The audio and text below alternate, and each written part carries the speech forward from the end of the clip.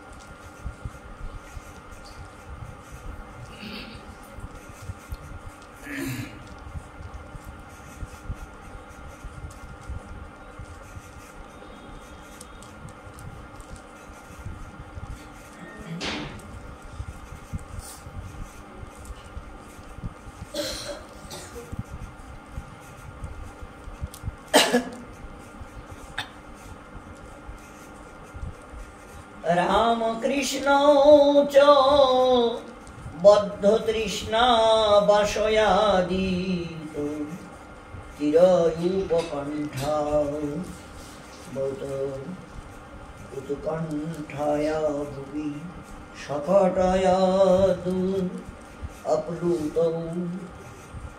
অপ্লুত সমো অপ্লুতা আহ্বানত সুখ সম্বন্ধিতং সখী अह सम्बोधाय प्रत्यगमपि प्रत्यगायमान वै चित्रिगहनं गहनौ मवगाहमानौ अह शव्यासो शब्दय पश्यन्तौ चरणचारित अमेवाचरितवन्तौ तदा च किमन्यद् वर्णनीयं समन्त समस्तं वृन्दावनमपि कृष्णेन संस्पृष्टं हृष्टमेव निर्णीय परमामिष्टम्।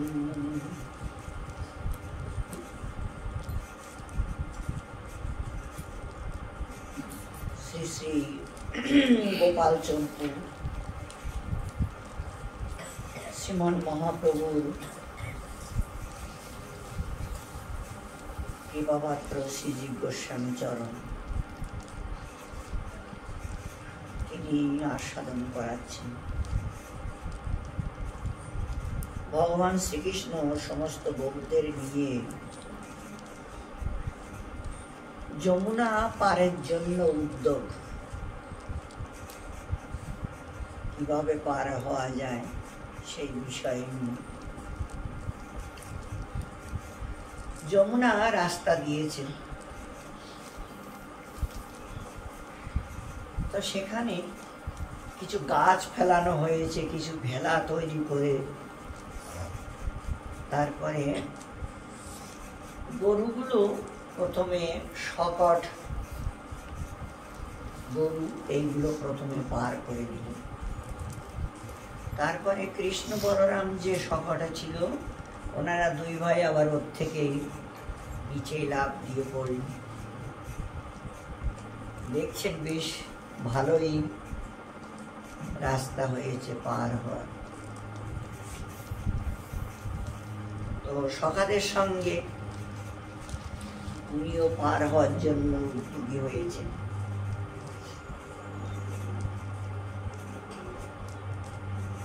উৎকণ্ঠার সহিত সেই শকট হতে ভূতলে পতিত হলেন দীর্ঘ এবং সুদীর্ঘ আহ্বান দ্বারা। সুখের সহিত বন্ধুদিগকে অনুগামী করিয়া নূতন হইলেও নির্দোষ ও বৈচিত্র্যপূর্ণ অরণ্যে প্রবেশ করিয়া রাম বাম এবং দক্ষিণ দিকে দেখিতে দেখিতে পদ সঞ্চারেই গমন করিতে আরম্ভ করি। মানে বাঁয়ের দিকে ডাইনের দিকে দেখতে দেখতে ধীরে ধীরে আর কি আগে যাচ্ছে। বৃন্দাবন প্রবেশ কালের কথা অন্য আর কি বর্ণন করিব। শ্রীকৃষ্ণ বৃন্দাবনে প্রবেশ করিয়া সমস্ত সেই পান ভাগকে কেবল স্পর্শ করে আনন্দিত ভাবে নির্ণয়পূর্বক হস্ত দ্বারা স্পর্শ করি। বৃন্দাবনে প্রবেশ করে এই সবাইকে স্পর্শ করছেন বৃক্ষ লতা বা ওনার স্পর্শ পাওয়ার জন্য অনেকেই পশু পাখিরা চলে এসেছেন কাছে, মা হাতটা দিয়ে ওনাদের, যেমন হরিণী আদি ময়ূর এসেছেন। তোমাদের পাখাগুলো তো খুব ভালো, খুব সুন্দর দেখাচ্ছে, তাহলে ঠাকুর তুমি যদি নেও তা কিছু পাখা তোমাকে দিয়ে দেবে। তাহলে আচ্ছা, খুব ভালো। চঞ্চু দিয়ে পিঠের থেকে পাখা আর কি উঠাই দিই, লেজের দিকে নয়, পিঠের উপরের থেকে। লেজের পাখাটা খুব একটা শুদ্ধ নয়, পিঠের পাখাটা শুদ্ধ। পিঠের থেকে উঠাই দিই। ঠাকুরজি বড় আনন্দ হলো। খুব ভালো দেখাচ্ছি। সখারা বললো থাম থাম, এই কাপড় মাথায় বেঁধে তাতে আবার ভিজিয়ে দিল, কিন্তু আরো সুন্দর দেখাচ্ছি, ভালো দেখাচ্ছি।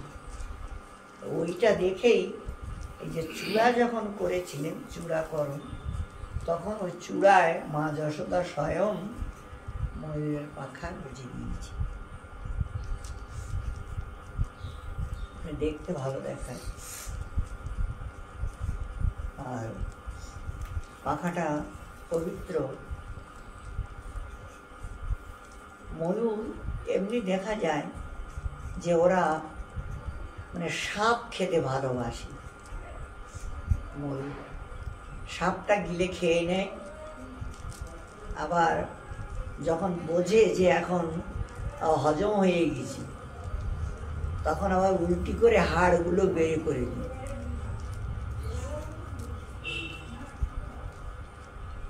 মানে এইরকম কিছু জানা যায়।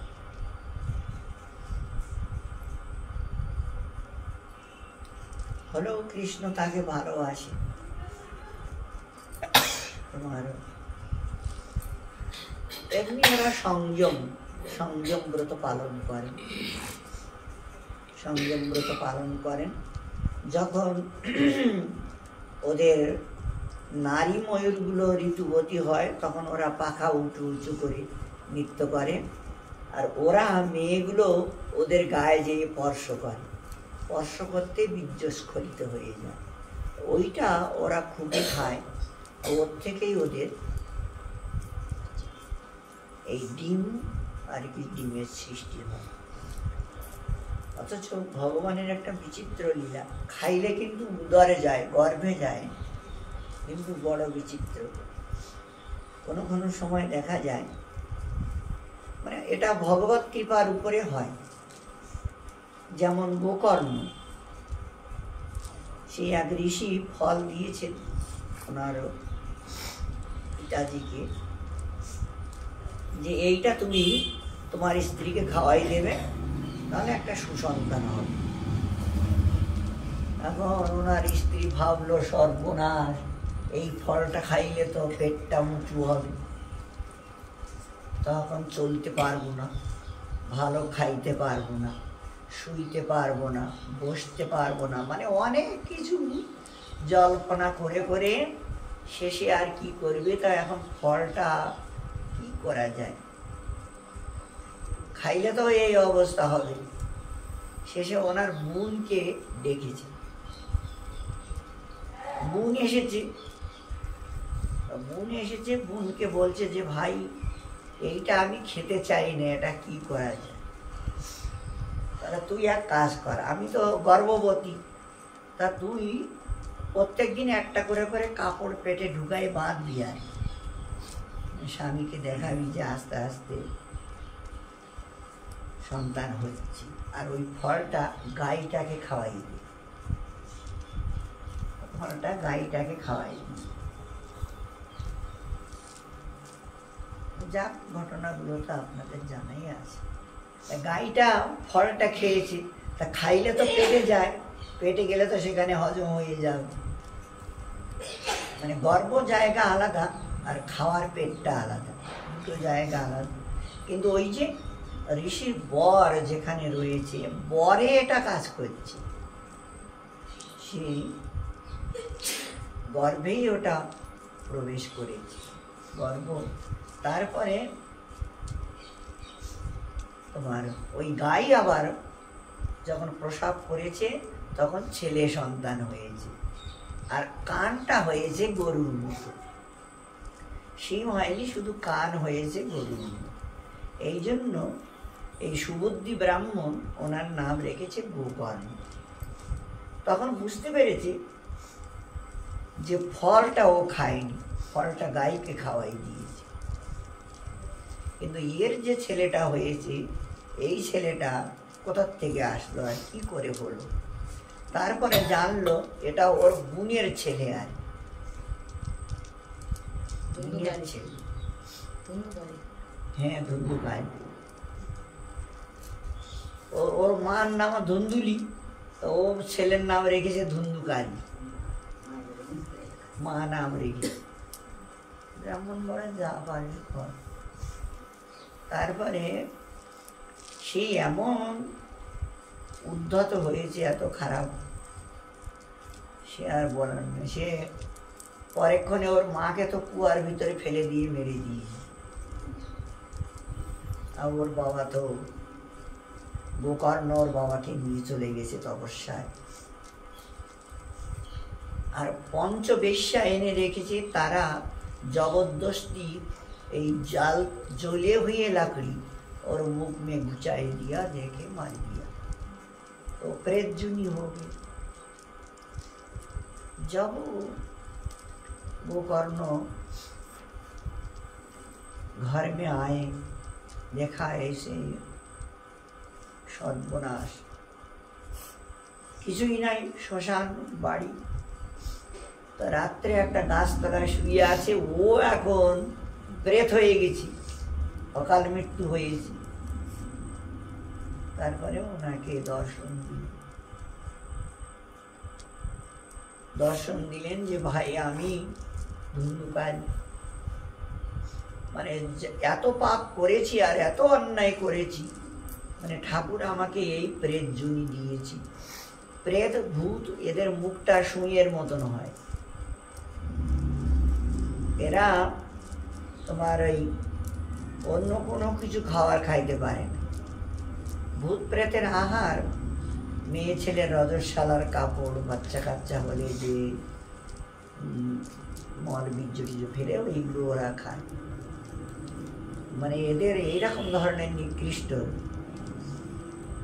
এরা কোনো সময় কোনো ভাগ্যক্রমে যদি কোনো বাবাজি বৈষ্ণবের ঝুটা খেতে পারে, তাহলে তারা উদ্ধার হতে পারে, নাইলে উদ্ধার হতে পারে।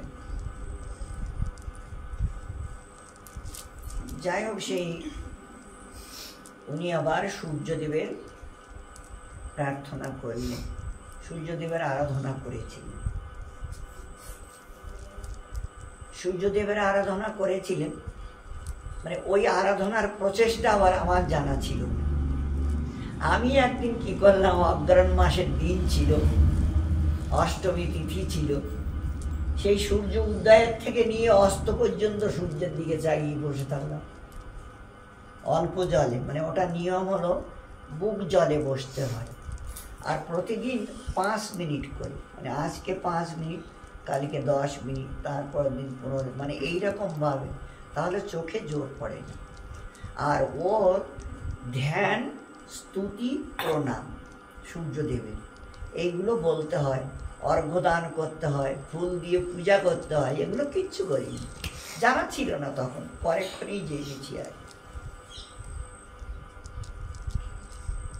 এরকম অবস্থা একবারে, সে তো চোখে আর দেখি না। রাত্রে এক সাধু এসে বলছে যে এঁঠেলে মাটি ছানিয়ে, মানে চওড়া করে চোখের ওপর দিয়ে শুয়ে থাক, ওর থেকে তোমার চোখের গরমটা বেরিয়ে যাবে, লালটা চলে যাবে। চোখটা তো ভালো হয়ে গেল, কিন্তু মুখটা একদম, মানে যে পর্যন্ত রৌদ্রের লেগেছি সব একদম কালো হয়ে ছাল উঠি, মানে পাগলামি, ওটা জানকারি নাই ওই জন্য। কিন্তু গোকর্ণ যেভাবে করেছিল, ওই যে বললাম, মানে স্তুতি, ধ্যান, প্রণাম এবং অর্ঘ্য বা তাকে পূজন করতে হয়, কিছু ভোগ অর্পণ করতে হয়। মানে প্রতিদিন বসার নিয়ম 5 মিনিট করে। পরে অবশ্য এই ফর্মুলাটা জেনেছি, কিন্তু তারপরে হর পর্বতী বলে দিয়েছে তুমি এখানে আর থেকো না, বৃন্দাবনে যেয়ে কৃষ্ণ ভজন করো। তোমার সংস্কার হলো বৃন্দাবনের রাধাকৃষ্ণ ভজন, এখানে তোমার থাকা উচিত। তারপরে আমি চলে এসেছি, আর ওটা আরো। তারপরে এখানে এসে আমি মাসে কোটি নামের নিয়ম নিয়ে 5 বছর আর কি ফলাহার করলাম, প্রতিদিন 4 লাখ নামের নিয়ম নিয়ে ফলাহার করলাম। বাবা মা এটা সেটা খাওয়াইছি, ওই রক্তটাকে নষ্ট করতে হবে, নাইলে মানে এই ভালো রক্তটা ঢুকবে না, খারাপটা নষ্ট না করে, এইরকম কিছু আর কি সিদ্ধান্ত। যেমন কোকিলার কাকের বাসায় জন্ম হয়, আর কাক এখন আবে তাবে খাওয়ায়, এটা সেটা খাওয়ায় যখন ছোট থাকি। কোকিল যখন বুঝতে পারে যে আমি কাকের বাচ্চা নয়, আমি কোকিলের বাচ্চা, তো কোকিলের বাচ্চা তারা তো ফল খায়, এই আবে তবে আর এটা সেটা খায় না। কোকিলের বাচ্চা, কোকিলটা তখন কি করে, নিমের ফল খেয়ে উল্টি করে করে করে করে একদম মরার মতো হয়ে, যখন আর শরীরের থেকে রস রক্ত বেরোচ্ছে না, তখন ভাবে যে কাকের আর কিচ্ছু নাই শরীরে, কাকের আর কিচ্ছু নাই, মানে অত পর্যন্ত ও উল্টি করতে থাকে, একদম সবগুলো ঝাড়ে পুজে বের করে দেয়। তারপরে সুমিষ্ট ফল খায়, সমিষ্ট ফল খেতে খেতে আস্তে আস্তে এই সুমিষ্ট বোলটা তার মুখ দিয়ে বেরিয়ে আসে। এই সিদ্ধান্তটা জানার পরে সনাতন দাস এইটাই আরম্ভ করেছে।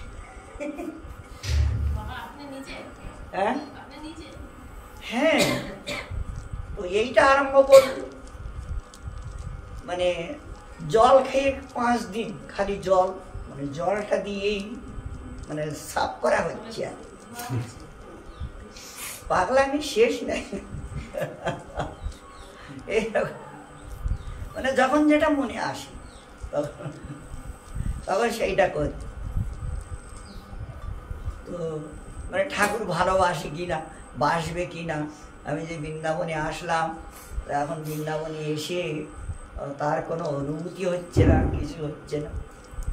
তারপরে একদিন পাগলামি করলে হবে না, ধৈর্য ধরতে হবে, মানে ধৈর্য সময়ে যে কোনো জিনিস সময়ে তবে, আচ্ছা তো ঠিক আছে, তখন একটা আনন্দ, আলাদা একটা শান্তি আসবে। আচ্ছা আচ্ছা যাক, ক্ষমা ক্ষমা। তো ঠাকুরজি এখন মানে সেই আনন্দটা সবাইকে দিচ্ছে আর কি, বৃন্দাবনে এসে সবার মাথায় হাত দিচ্ছে, গাছে হাত দিচ্ছি, লতায় হাত দিচ্ছি, সবাই ভালোবেসে স্পর্শ করছে, আর তারাও আনন্দে একদম মগ্ন হয়ে যাচ্ছে।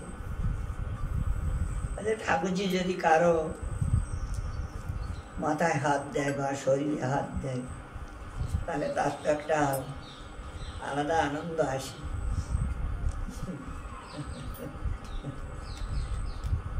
খুব মানে সেই বৃক্ষগুলো তাদেরও ওই দশাটাই হলো, ওই যে মানে অশ্রুকম্প, যার গায়ে হাত দিচ্ছে তার ওই দশাটা হচ্ছে।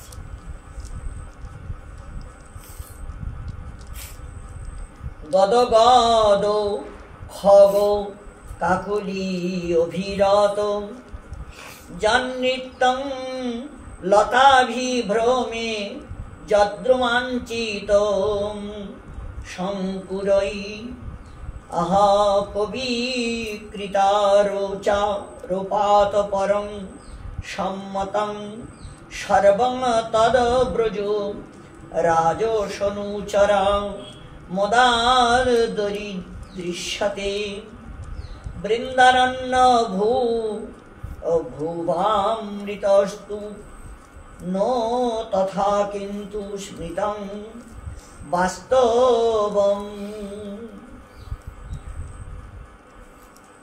মানে এটা দৃষ্টান্ত স্বরূপ নয়, বাস্তবে হচ্ছে কৃষ্ণ স্পর্শী। তথায় বিহঙ্গ কুলের কাকলি রবে যে গান হইয়াছিল, লতাদিগের বিলাসে যে নৃত্য হইয়াছিল, এবং অঙ্কুর দিগের যে রোমাঞ্চ হইয়াছিল ইত্যাদি বিষয়ে কবিগণ কর্তৃক যোগ্য কারণ ব্যতীত এই আরব বা মনুষ্য ধর্ম রূপে বর্ণিত আছে। মানে এই বিষয়ে কবিগণও অনেক কিছু বর্ণনা করেছে, গ্রন্থে তার দৃষ্টান্ত আছে। আর সত্যিকারেই মানে এগুলো ওখানে হচ্ছিল। কিন্তু ব্রজরাজ পুত্রের চরণস্পর্শ প্রমোদের পর হইতে বৃন্দাবন ভূমি এই সমস্ত বিষয়ে পরম সত্য ও বাস্তবিক বলিয়া সমধিক দৃষ্ট হইয়া থাকে। ইহার পূর্বে আরোপ হয় হোক, মানে যদি কেউ আরোপ করে বা যদি কিছু বলতে চায় তো বলুক, তাদের অসুবিধা নেই, কিন্তু সত্যিটা বলা এটা দরকার। এই জন্য উনি সত্যিটা তুলে ধরেছেন, সত্যিটা বললেন। যে হয়তো অনেকে অনেক কথা উঠাতে পারে, তার জন্য ওনার কোনো কিছু যায় আসে না। উনি তো নিত্য সিদ্ধা বিলাস মঞ্জরি, কোনো ব্যাপার নেই। ততর্চ তৌ কচিদ বক্রমণেন কচিত্তু স্নিগ্ধ জনস্কন্ধ আদ্যক্রমণেন বন্ধুভীরাস্বাদ্যমান অনবদ্ধ লালিত্যমৃত আহা শুভ শাকুন সম্ভৃত অবৎস কিরান অনভিধাসমনা ঘট্টত অসটিকরাক্ষং প্রদেশমাসেদতু।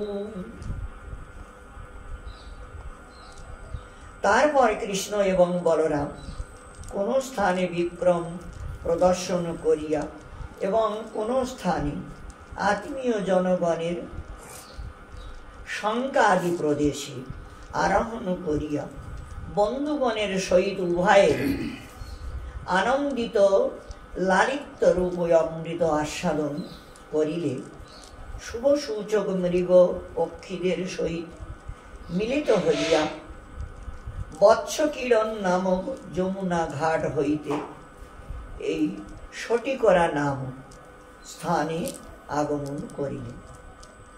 বৎসকিরণ মানে সটিকরা যে নামটা,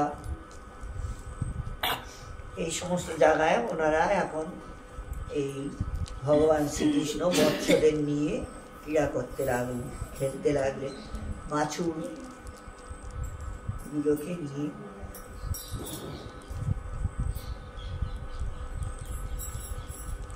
অথয় অবতারণ তুর্য ঘোষ জাতে রাজ্ঞা সমনুজ্ঞাতে তং পর্যান নিধায় দক্ষিণ পশ্চিম মম অগ্রে বিধায় সর্বে অসমাকীর্ণ বিস্তীর্ণ দেশোতয়াবর্তিনাঃ। তারপর ব্রজরাজ্যের আজ্ঞা অনুসারে অবতরণের বাদ্যধ্বনি উৎপন্ন হইলে ওই সটিকরা নামক স্থানকে পশ্চাৎ করিয়া দক্ষিণ পশ্চিমকে অগ্রে করিয়া সকলে বিস্তীর্ণ প্রদেশে পরিব্যাপ্ত হইয়া অবতীর্ণ হইল। পরিব্যাপ্ত করিয়া মানে বর্তমান কালীয়দহের নৈরিত কোণে এক ক্রোশ দূরে সটিকরা স্থান বর্তমান আছে, শকট দ্বারা সেই নির্মিত করি। বিষ্ণু পুরাণে মানে এর একটা প্রমাণ রয়েছে আর, যেখানে শকট দিয়ে ঘিরে সেখানে ব্রজবাসীরা ছিলেন। তো সেই জায়গাটার নাম হলো সটিকরা। সটি ঘেরার থেকে নিয়ে সটিকরা হয়েছে। লোকহুতি ব্যক্ত চেষ্টং তদা নন্দয়াদি বেষ্টিতম বৃন্দাবনমিদং রেজে স্বপ্ন জাগরিত প্রভম। লোকদিগের আহ্বানে যাহার চেষ্টা ব্যক্ত হইয়াছে এবং এই নন্দ আদি পরিবেষ্টিত ওই বৃন্দাবন তৎকালে সুপ্ত জাগরিত প্রভু অর্থাৎ অগ্রে নিদ্রিত এবং পশ্চাৎ জাগরিতের ন্যায় শোভা পাইয়াছিল। সেখানে মানে অনেকে আগে ঘুমিয়ে যায় আর রাখবাড়ি করেন, নন্দ বাবা আসেন এরা, তারপরে এনারা পশ্চাতে মানে ওরা আবার জেগে যায়, ওরা আবার রাখবাড়ি করে এনারা, মানে এইরকম ভাবে ওনারা ওখানে বাস করেছিলেন। ব্রজবাসী লোক সকল সমূহ দ্বারা অর্ধচন্দ্র আকৃতি তত্র চক্র ব্রজাবাসং সকটৈরব্ধ চন্দ্রবত যদন্ত পুরীতং গোবিক্রমেণ ঘনরীতিভি। তথায় ব্রজবাসী লোকগণ সকট সমূহ দ্বারা অর্ধচন্দ্রাকৃতি গোধন সকলের বাসস্থান নির্মাণ করিল, আর যাহার মধ্যে ক্রমে নিবিড় প্রচার দ্বারা অর্থাৎ ঘন সন্নিবিষ্ট বিশিষ্ট পালে পালে ধেনুগণকে প্রবেশ করাইয়া ছিলেন। গোপুরস্য পুরঃ কৃত্তা গোবর্ধন ধরাধরম গোপবাস তত্রাসীন গোপ বসতির্যতঃ।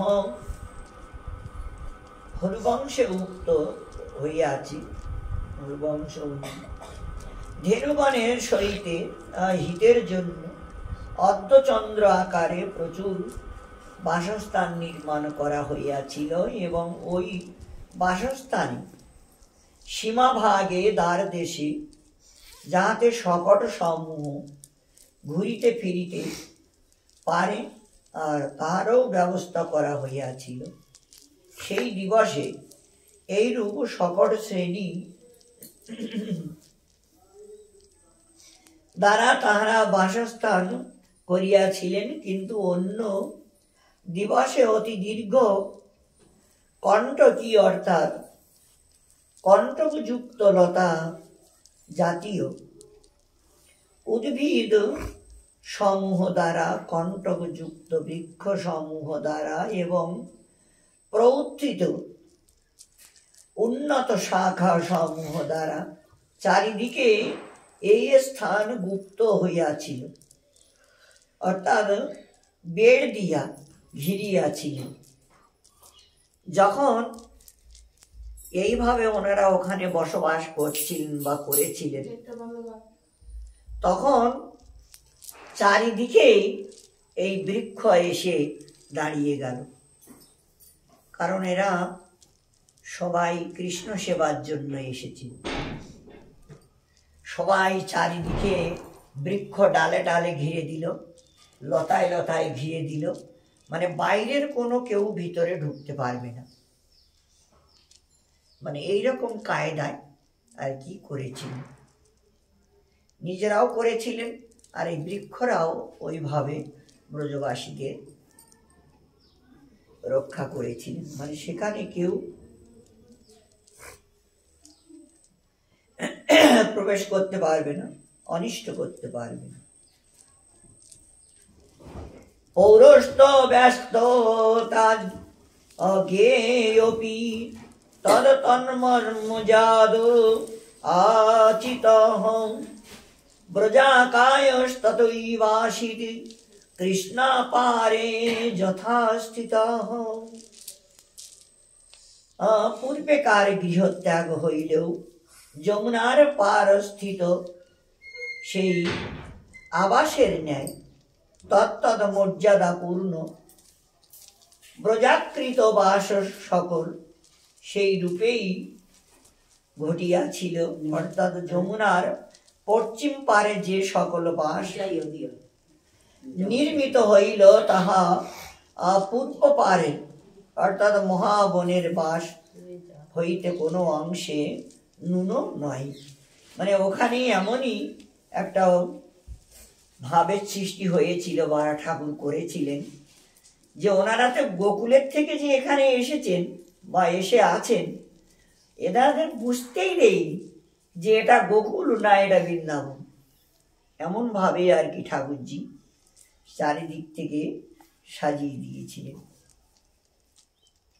অষ্টক্রোশীম আয়ত ক্রোশীম আয়ত ও ব্রজহস্যা অদগ্রে বিস্তীর্ণস্তু মধ্যে তদ্বর্ধম এতন্মানং চাত্র লোকস্য দৃষ্টা শক্তান্ত অচিন্ত ধাম তমেব। এই ব্রজ বা গোষ্ঠ 8 ক্রোশ ব্যাপী আয়ত, মানে এত, তার মধ্যে গোষ্ঠে ও বিস্তার তাহার 1/4 ক্রোশ পরিমাণ মাত্র লৌকিক চক্ষে এইরূপ পরিমাণ স্থিরীকৃত হইয়াছিল। সত্য, কিন্তু শক্তি অনুযায়ী ধরিতে গেলে ইহার তেজ অনন্ত এবং অচিন্তনীয়।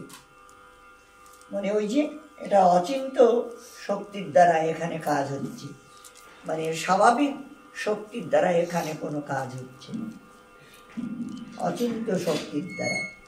মধ্যে রাজ্ঞ সদম তদ পার্শ্ব তস্য তদ ভ্রাতৃণং তদ বজ্র তদ পরেশং তদবদ প্রেমোন্যন্ত রণাদিরিতি তিব্যাসেऽপি সাদৌচিতি তদবদেব। মধ্যে রাজার গৃহ, তাহার পার্শ্বে তার ভ্রাতৃগণের গৃহ এবং তারপরে অন্য অন্য গোপদিগের বাসস্থান ছিল। প্রেমের তারতম্য অনুসারে তাদের যে রূপ অন্তরঙ্গ আদি ভাবের পৃথক পৃথক প্রণালী ছিল, সেই রূপ প্রণালী বাস নির্মাণেও উপযুক্ত হইয়াছিল। মানে ওখানে যেমন ভাবে আর এখানেও তেমনি ভাবে। মাঝখানে নন্দ বাবার ঘর, আর সেখানে সমস্ত ব্রজবাসী চারিদিকে বেষ্টিত হয়ে তাঁবু টানানো হয়েছে। তো গোকুলে যেমন বসবাসের ব্যবস্থা ছিল, ঠিক সেই রকমই এখানেও। তো মানে 8 ক্রোশ এটা আর কি পরিমাণ করা হয়েছে, কিন্তু 4 ক্রোশের মতো এরিয়া নিয়েই ওনারা এই বাসস্থান করেছিলেন। আচ্ছা চলো, আজ সটি করায় ওনারা এসেছেন, সেখানে শকট দিয়ে ঘিরে তাম্বু গেড়ে। এই জন্য আমাদের ওই যুগল পরিক্রমার সটি করাটা নেওয়া উচিত। হ্যাঁ, ওদিন করেছিলাম, আপনি বললে ওই দিন করেছিলাম আমি। ওটা করলে প্রায় 10 কিলো বেশি হয়। 46 কিলোমিটার হয়ে যায় তখন। 36 দেখি 36 আর 10 46 কিলোমিটার। অনেকেই সটি করা হয়ে করে, কিন্তু পরিক্রমা তো যুগল পরিক্রমা, বৃন্দাবন আর মথুরা, মানে এটা নেওয়া তো দরকার নেই। নিয়েছিলাম সেদিন, আপনি বললেন বললে আমি নিলাম। 46 কিলোমিটার হয়ে গেছিল সেদিন, রাতে গেছিল। রাস্তা অনেক। তারপরে আমাদের আবার অতিথি এসেছি।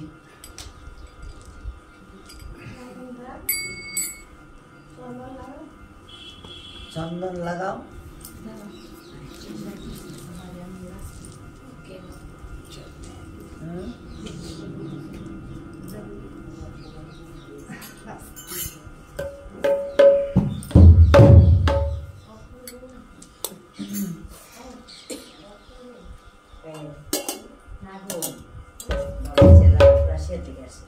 জয় জয় রাধে জয়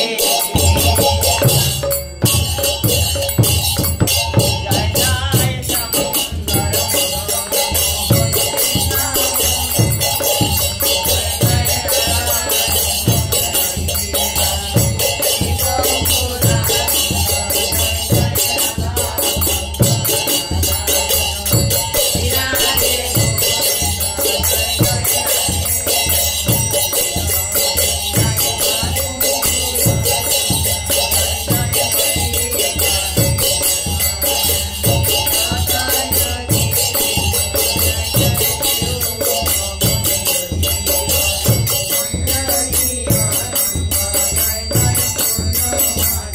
শ্যামসুন্দর